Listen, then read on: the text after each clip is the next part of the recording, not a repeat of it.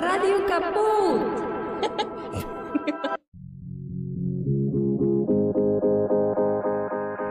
Bueno, ya volvemos después de la pequeña tanda y de nuestro sponsor Lipo y estamos ya en comunicación con Matías Oberlin. Él es historiador, investigador y especialista en el Observatorio de Tierras. ¿Qué tal? Buenas tardes, Matías. Aquí estoy junto a Camila García y quien te habla, Charo Álvarez. ¿Cómo estás? ¿Qué tal? Buenas, ¿cómo están? Un gusto saludarlas. Gracias por estar ahí. Muy buenas tardes, Matías. ¿Cómo estás? ¿Se escucha? Ahí se escucha, perfecto. Perfecto, ahí estamos. Ahí estamos. Justo, bueno, habíamos elegido dos temas importantes que vienen teniendo su tratamiento, digamos, de alguna manera en el Congreso. Uno fue todo el tema de la reforma electoral que hablamos recién, y queríamos hablar contigo en relación a esta ley de inviolabilidad de la propiedad privada, que por supuesto afecta a otras cuestiones, entre ellas todo lo que tiene que ver con el tema de tierras, y queríamos saber, bueno, cuál era la opinión desde el observatorio con respecto a esto y qué nos podías comentar en relación a todo esto que está ocurriendo, todo lo que se ha modificado y lo que implica para nuestro país eso, ¿no? Bien, bueno, lo primero que hay que señalar es que, bueno, la presentaron con un nombre de fantasía, ¿no? De inviolabilidad de la propiedad privada. Nosotros lo que venimos diciendo es que en realidad el corazón de esta ley que presentaron, de este proyecto de ley que presentaron, es derogar la ley de tierras, que lo que hace la ley de tierras es fijar un límite al proceso de extranjerización de tierras en nuestro país. Y para eso quizás hace falta aclarar, sobre todo para la audiencia, ¿no? ¿A qué nos referimos con extranjerización de tierras? Extranjerización de tierras no se refiere en ningún momento al proceso por el cual ciudadanos que nacen afuera vienen a vivir en nuestro territorio, se asientan, se quedan trabajando la tierra y se quedan en nuestra comunidad, digamos. Eso está contemplado tanto por la Constitución como por la Ley de Tierras. Extranjerización nos referimos fundamentalmente a un proceso por el cual grandes corporaciones transnacionales, grandes fondos de inversión, grupos económicos, magnates, se quedan con una porción de nuestro territorio y la controlan desde afuera. A eso nos referimos con extranjerización. Ese proceso de extranjerización se fue radicalizando, se fue profundizando, digamos, en la década de los 90 a partir de cierta flexibilización durante el gobierno de Menem y siguió profundizándose en los primeros años 2000. En el año 2011, como sociedad, aprobamos una ley que se aprobó en las dos cámaras con una amplia mayoría en la Cámara de Diputados y casi por unanimidad en la Cámara de Senadores, que lo que hace es ponerle un límite a ese proceso de extranjerización.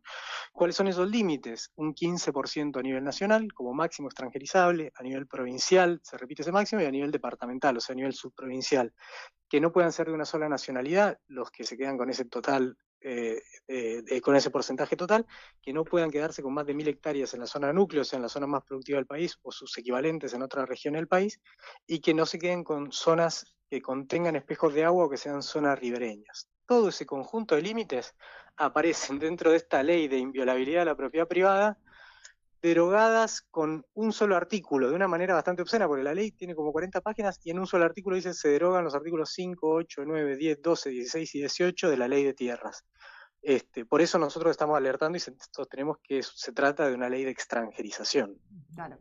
Matías, yo quería preguntarte, porque bueno, por suerte el tema escaló bastante en los medios y la semana pasada con la Frente Revolucionaria de nuestra selección argentina con Inglaterra, eso dio un poco de miedo en los representantes que venden su voto por 3 pesos con 50 y una rotonda. Eso hizo que, obviamente, la sesión pasara un cuarto intermedio, o sea, otro fracaso para el gobierno, en medio de un contexto bastante fervorizado de la población argentina, con este tema de la soberanía. Pero bueno, poniendo en contexto esto, yo lo que te quería preguntar es, hay un mapa que no sé si lo hicieron ustedes o otro observatorio que lo estuve viendo por internet, y en ese mapa lo que se puede llegar a detectar es que hay provincias que ya excedieron ese límite del 15%. ¿Puede ser? Sí, exactamente. Mira, nosotros armamos ese mapa, por eso creamos esa página, la creamos el 10 de diciembre.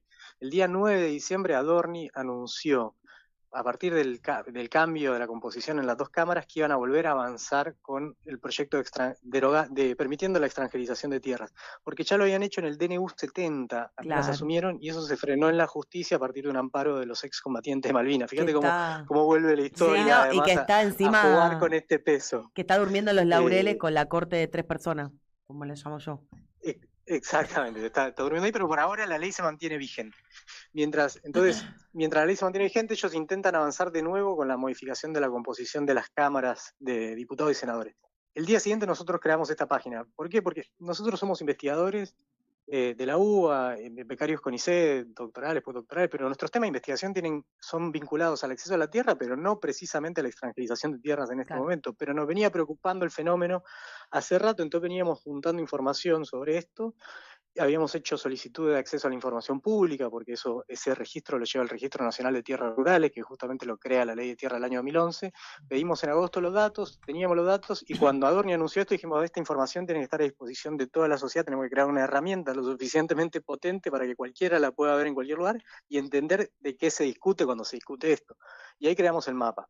El mapa entonces lo que hace es mostrar esos datos, que es lo interesante del mapa. Cuando uno lo pone en el mapa, lo que ve es que hay 13 millones de hectáreas, que ya es un número que debería escandalizarnos, porque que hay 13 millones de hectáreas que están extranjerizadas. 13 millones de hectáreas es el equivalente a la provincia de Santa Fe. Es como si hubiéramos perdido una provincia entera de nuestro territorio nacional. Decían. A Inglaterra, ¿no? Inglaterra es un o poco Alemania, más grande, pero al tamaño de Inglaterra. El tamaño de Inglaterra. Entonces, es como si hubiéramos perdido eso, o el tamaño de un Estado europeo, ¿no? O sea, es impresionante lo que perdimos. Pero cuando uno mira el porcentaje, lo que ve es que a nivel nacional solo representa un 5% del territorio nacional. Con lo cual, si la ley de tierra fija un máximo de un 15% a nivel nacional todavía se podrían extranjerizar un 10% más, 26 millones de hectáreas más, el equivalente a la provincia de Buenos Aires. Pero no hay un cupo por provincias, ¿no? No es que haya un cupo por provincia. Hay un cupo, sí, es nacional, es provincial y es subprovincial ese cupo. Por eso ahí lo interesante es tratar de entender por qué el gobierno quiere avanzar si todavía se supone que hay 26 millones de hectáreas que podrían extranjerizar perfectamente sin cambiarle una coma a la ley.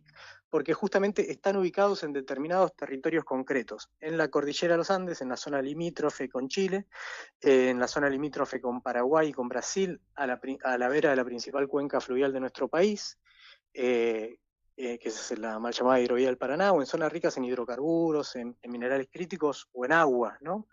Ahí hay 36 departamentos que exceden ese límite del 15%. Eso no significa tampoco que sea un proceso de este gobierno, ni del anterior, ni del inmediato anterior. La ley sale publicada en el Boletín Oficial en el 2011 y a partir de ahí se fijan las reglas hacia adelante. Y yo decía, es un proceso que se inicia en los 90. Entonces se viene arrastrando esa situación, no se revirtió porque la ley fija reglas hacia adelante. Pero si levantan la ley, lo que pasa es que esas zonas, que son zonas sumamente críticas, donde ya hay un proceso de extranjerización muy grande, seguiría creciendo la presión por la extranjerización. Claro, ¿no? Lo que el gobierno está diciendo justamente es eso, es que en realidad el registro de tierras rurales está atrasado y que esto sería como sincerar, entre comillas, lo que ya está sucediendo. En realidad, el atraso lo vienen haciendo ellos, ¿no? Digamos, Claro. ahí están destruyendo las capacidades estatales para poder registrar todo esto. La ley lo que hace es fijar un límite. Al contrario, si vos eliminás el límite, no es que sincera nada, al contrario. Lo que provoca es un proceso de aceleración sobre esos procesos. Hay territorios nacionales donde hay departamentos donde más del 50% de las tierras están extranjerizadas. Lácar en Neuquén, General La Madrid en La Rioja, Molinos, San Carlos en Salta, más de la mitad de las tierras están en manos extranjeras. Y eso tiene un montón de consecuencias, porque por un lado crecen, por ejemplo, los precios inmobiliarios, rurales y urbanos. Me llamaba el otro día una colega del CONICET y me decía, ¿sabes que los escuché decir lo del ACAR, que más del 50% de las tierras están extranjerizadas? Yo puedo dar fe de eso, me dice, porque yo soy del ACAR y nos tuvimos que ir de ahí porque no podíamos alquilar más y no podíamos acceder a un pedazo de tierra para poder vivir ahí, tuvimos que emigrar. Genera proceso de migración, genera proceso de desplazamiento, genera conflictividad social, genera en zonas de frontera, son zonas muy codiciadas por grupos que se dedican a actividades ilegales como la trata, el narcotráfico, con lo cual va a crecer el crimen organizado si se libera la extranjerización de tierras en zonas de frontera. La verdad que las consecuencias son terribles en el corto, en el mediano y en el largo plazo. Matías, yo quería saber en relación a, bueno, el trabajo que hacen ustedes, vos planteabas que no no se dedican exclusivamente a la cuestión de extranjerización, entiendo que sí al acceso en tema tierras, pero esto que planteabas de que muchos, digamos, otros países tengan sobre todo puntos estratégicos que tienen que ver con el acceso al agua, con el acceso a cuestiones limítrofes de seguridad interior, digo, me imagino que Ujú. permitir que potencias extranjeras tengan, sean propietarios de tierra, que les permita, digamos, tener ese tipo de inserción, es bastante que peligroso, no solo por perder la soberanía, sino por perder el control sobre nuestro territorio de alguna manera, ¿no? Exacto, perdés soberanía, perdés integridad territorial, perdés control. Digamos, una de las características de cualquier Estado-nación es poder controlar los límites de la frontera. Si vos permitís la extranjerización lo que tiene también es que a veces, no a veces, es muy difícil el rastreo de los capitales, es muy difícil hacer la trazabilidad del origen de esos capitales. Por lo cual, por ejemplo, los principales capitales dueños de tierras en nuestro país, y hay que hablar de capitales porque no son estados, ¿no? Esa también es una falsa discusión que plantea el gobierno, como que ellos van a seguir manteniendo el límite de los estados. Las 13 millones de hectáreas no están en manos de estados extranjeros, están en manos de grandes magnates, de empresarios. Digo, Benetton tiene casi 1 millón de hectáreas en el sur, Sí, Lewis también hay tiene muchos hectáreas en el españoles, sur, ¿no? españoles, decía, y la otra Exacto, vez escuchaba, o sea, digo, sí. exacto. La mitad de las 13 millones de hectáreas extranjerizadas están en manos estadounidenses, italianas y españolas. Los estadounidenses tienen 2,7 millones de hectáreas en nuestro país, por ejemplo. Y por supuesto implica una pérdida fenomenal de soberanía. Bueno, justamente en las provincias donde, no sé si se acuerdan que en el verano hubo una serie de aterrizajes de un avión militar de Estados Unidos que no fue declarado, ni siquiera fue anunciado en la aduana, que fue sospechosísimo, que aterrizó en varias provincias. Aterrizó en Neuquén, aterrizó en San Juan un poco antes y aterrizó en Santa Cruz. Las tres provincias son tres de las principales provincias donde Estados Unidos es el fundamental propietario de tierras, digamos, ¿no? Y zonas, O eso, casualidad. ricas en recursos o casualidad, ¿no? Además, en un marco donde se ha modificado la doctrina Monroe, ¿no? Esto del corolario Trump a la doctrina Monroe, que lo que dice es básicamente Estados Unidos se reserva la potestad de intervenir en cualquier pueblo de América Latina que atente contra los intereses de Estados Unidos. La primera prueba de ese corolario fue el secuestro del presidente de Venezuela en enero, ¿no? Claro, sí, sí, sí. Bueno, Y vienen bien. actuando como si fuéramos el patio trasero, ¿no? De ellos, que aparte lo dicen directamente antes, por lo menos Y lo escondían un poco. Matías, yo te quería preguntar, ¿cómo Exactamente. viene el tema en el Congreso, que es la madre de todas las batallas, en donde nos viene dando grandes decepciones?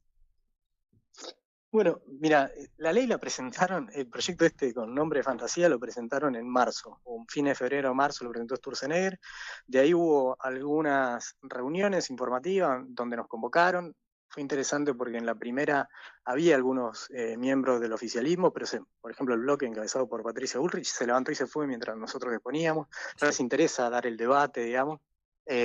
Posteriormente hubo otros encuentros donde ya ni siquiera participaron, pero lo cierto es que ya es la quinta vez que se cae la sesión. Hubo tres concretas que lograron llevarlo al pleno, dos no hubo quórum, y la tercera lograron el quórum para juntarse, pero no lograron los votos para que voten esto.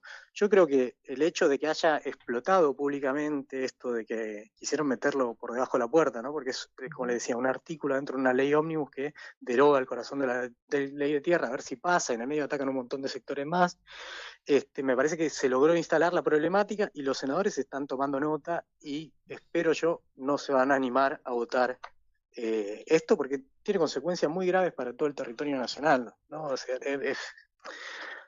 uno puede llegar a entender situaciones donde, porque Milei tiene secuestrada la democracia, ¿no? Eso Claro.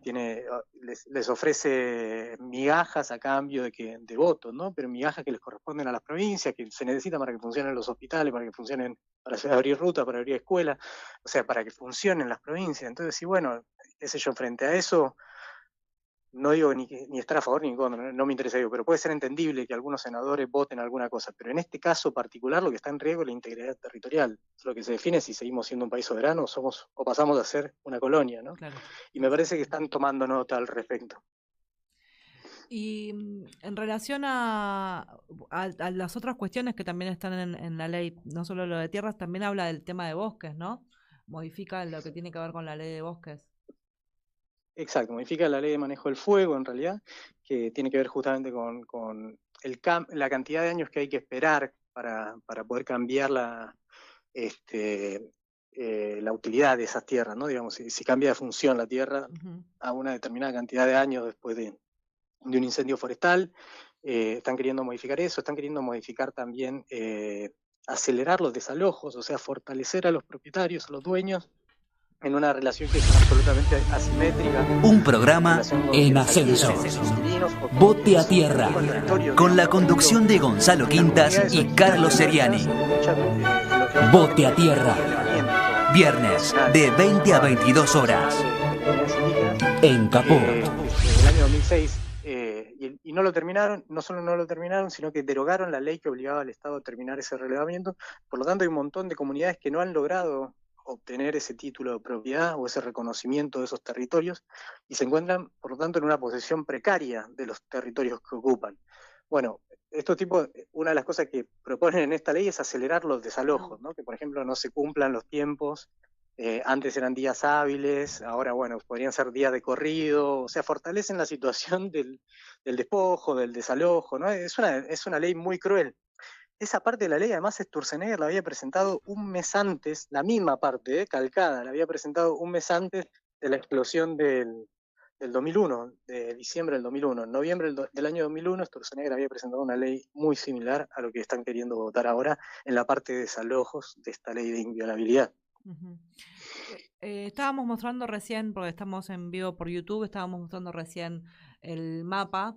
Y ahí había un área glaciar que es el 0,1, que entiendo que es lo que también se votó para permitir, digamos, que se pueda trabajar sobre extraer, digamos, sobre ese porcentaje, ¿no? Ese es el porcentaje al que se refieren con el área periglaciar, se dice, no me sale. Glaciar y periglaciar, sí. Nosotros lo que hicimos ahí en el mapa es... como el mapa, la verdad que fue eso, lo sacamos el día de diciembre y tiramos una botella al mar. Como bueno, si alguien lo quiere agarrar, acá está la información y bueno, tuvo mucha repercusión, entonces mismo en diciembre, enero, más que nada por culpa del mismo gobierno, porque Adorni fue el que vinculó el tema de los incendios forestales con la extranjerización y entonces cuando hubo incendios empezaron a levantar el mapa, porque uno de los focos de los incendios fue uno de las zonas más extranjerizadas, Cuyamen, en Chubut.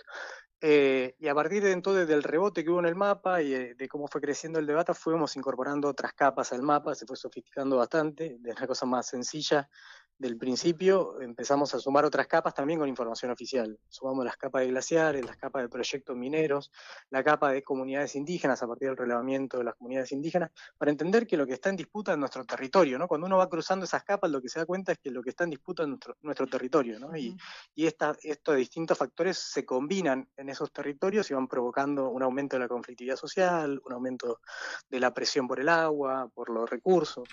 Nosotros lo que venimos sosteniendo de hace rato es que este gobierno lo que tiene, ahora que vemos la película entera, ¿no? de 3 años de gobierno, lo que está construyendo es un nuevo estatuto legal del coloniaje. Es una frase que usaba Arturo Jauretche en la década del 30 para referirse a un pacto muy espurio entre nuestra oligarquía y el gobierno británico, el pacto Roca-Runciman, que lo que hacía era garantizar una cuota de carne para la oligarquía, colocar una cuota de carne en Inglaterra a cambio de una entrega fenomenal de soberanía, ¿no? Un estatuto legal del coloniaje. Bueno, esto también se ve en el Super RI, o sea, en donde las empresas a nivel mundial pagan, o sea, piden una exención de máximo del 13%.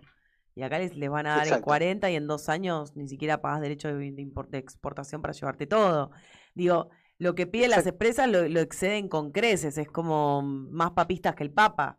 O sea, cuando vos ves que a nivel internacional, a nivel regional, tanto Chile tiene los modelos de empresas estatales para los recursos que son básicos para aprovisionar a todo el país, como el cobre, y ahora crearon 2 empresas más, una de litio, otra de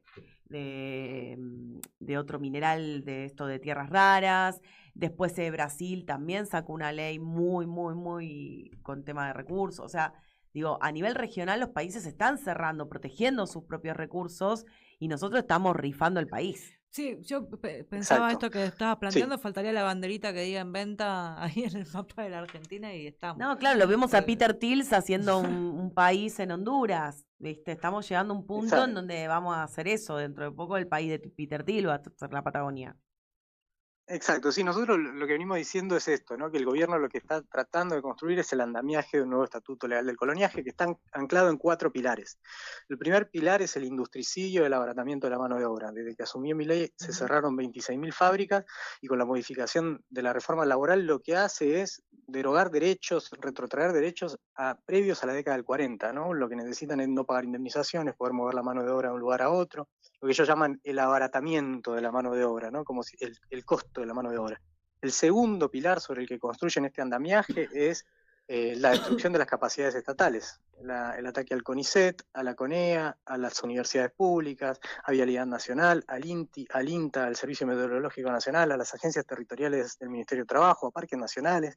Cualquier herramienta estatal para revertir esta situación la están destruyendo y la están erosionando. El tercer pilar es la entrega de nuestros recursos naturales, y en eso hay que leer la modificación de la ley de glaciares, hay que leer la derogación de la ley del Relevamiento Nacional de Comunidades Indígenas, porque justamente tiene que ver con la entrega al territorio.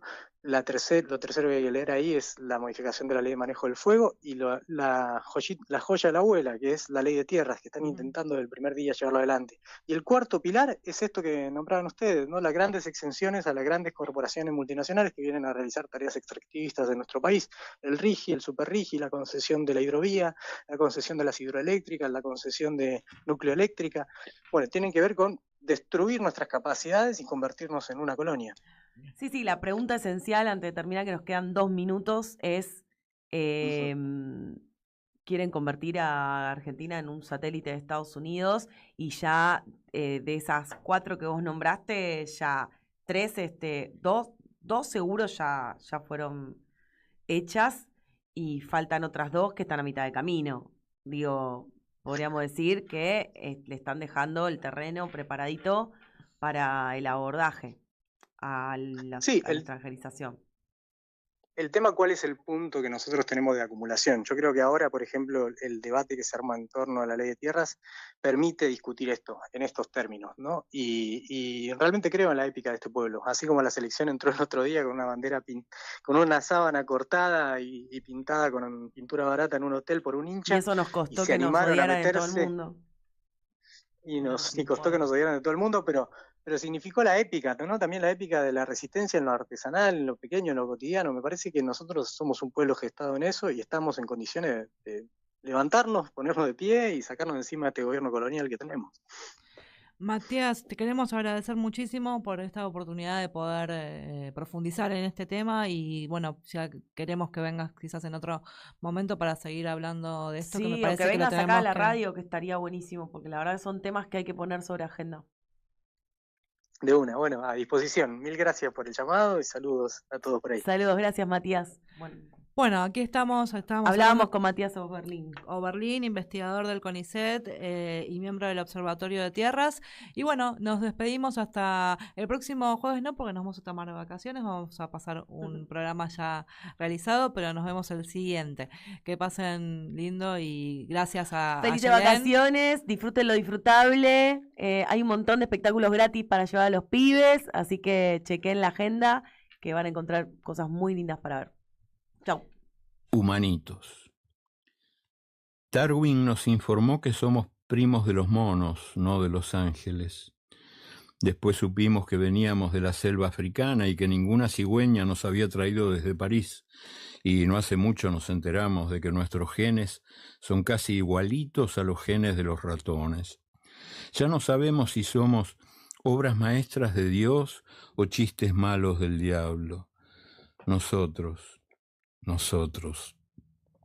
los humanitos, los exterminadores de todo, los cazadores del prójimo, los creadores de la bomba atómica, la bomba de hidrógeno y la bomba de neutrones, que es la más saludable de todas porque liquida a las personas, pero deja intactas las cosas.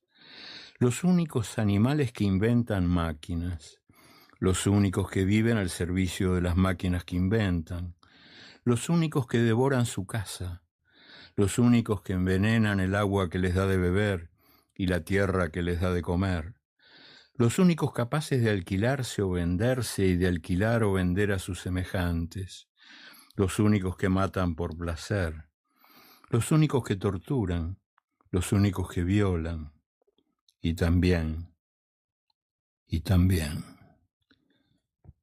los únicos que ríen, los únicos que sueñan despiertos, los que hacen seda de la baba del gusano, los que convierten la basura en hermosura, los que descubren colores que el arco iris no conoce, los que dan nuevas músicas